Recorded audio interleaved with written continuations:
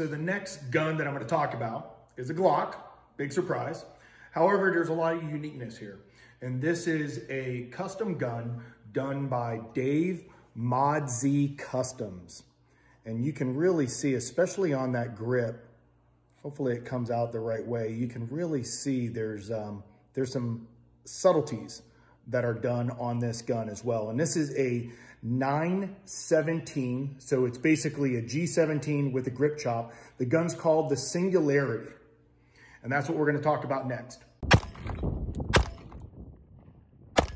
The slide is done, and I'm gonna butcher this, it's done by a company called Noroso. Not gonna work here anymore. They do a slide that is a 17.4 stainless billet. And as you can see, we've got a Killer Innovation barrel, which I really do like these barrels. They have proven amazing accuracy out of a lot of the Killer Innovation guns. So I'm kind of glad Dave has this barrel in his gun. It is also rigged for either a RMR or a Hollow Sun as well. The trigger is done by a company called Factor USA, and it's tuned by DMC, not Run DMC, just DMC, which would still lead you to believe he's a rapper. But nevertheless, the trigger right here, it's pretty slick looking. It's got a nice flat angle to it.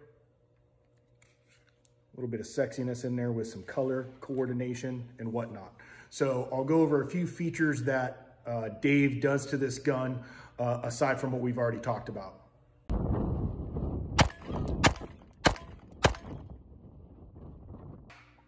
The back plate of the gun is done by a company called Holdway, and the sights that are on this gun that Dave had that threw on are basically Trijicon fibers with a blacked out rear. So they get the job done. They seem to do really well.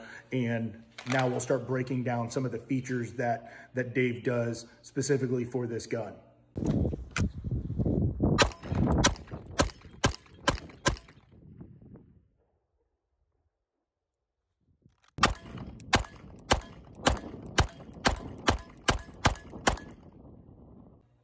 Earlier, I was showing you kind of around that trigger guard area.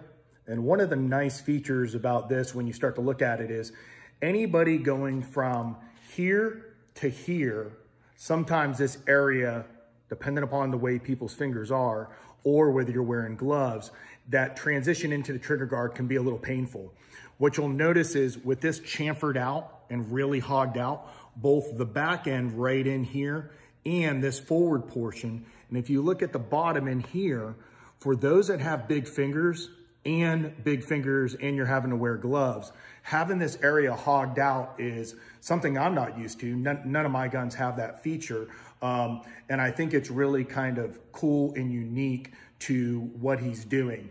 Meaning, for somebody to go ahead and do that, they must be a shooter. And typically, they're also wearing gloves. Now, maybe he has hands like Shrek and that's just standard and, you know, that was the only way he was gonna shoot his gun. But nevertheless, I think it's a really kind of cool feature for those that want that attribute. And what I will tell you is, in no way does it bother me or is it different for me to get to the trigger or do anything for me because, you know, I mean, I'm pretty much an average guy from the waist up. So nevertheless, I don't have any issues getting into that trigger guard area.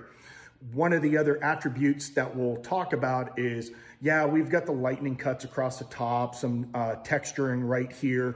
I find that this little bit of indentation here, you can still get a really good purchase. It's a little deceiving in regards to there not being caulk serrations on the back. Because that groove is indented, your fingers can still get in there and still stroke that gun pretty hard. What I've talked to him about is, since you've got these vents up here, we might as well put them to some use, meaning let's port this thing. So I'm hoping one of the things that he'll later do, depending upon angles, and it might be some small angles, is get a Killer Innovation and just freaking put some holes in it and port this thing. I will say this, it does shoot really well not ported. So again, everything's kind of a trade-off. You know, ports ports give us a little bit of an advantage.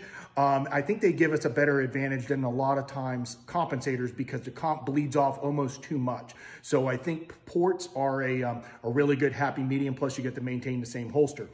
On the back strap right here, he puts a little bit more material up towards the back here, and that's because some people, when they present the Glock out on target, they end up presenting the gun slightly high. So this helps in regards to making sure that your presentation is at least in alignment and there's not a cant on the gun. He chamfers this area out right here and extends it. And I think for guys that have, because think about this, if we were to run, since this is a 17 with a 19 grip, if we were to continue with that back, typically you lose that little bit. So for a guy that has a little bit bigger hand, we lose that little bit of purchase on the back of the hand. So from here, you can still get in there and maintain it. It's almost like running a full-size 17 grip.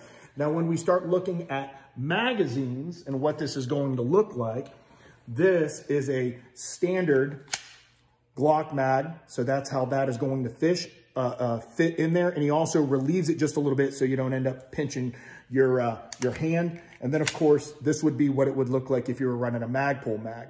So some different things that are done on this lower. Some stuff you've probably seen within the industry before, but this is a really kind of cool build by Davemodzcustom.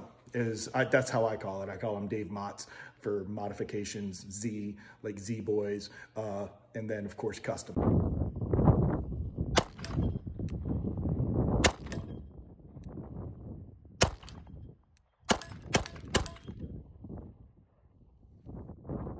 So 25 and 50 on Steel Ops C-Zone.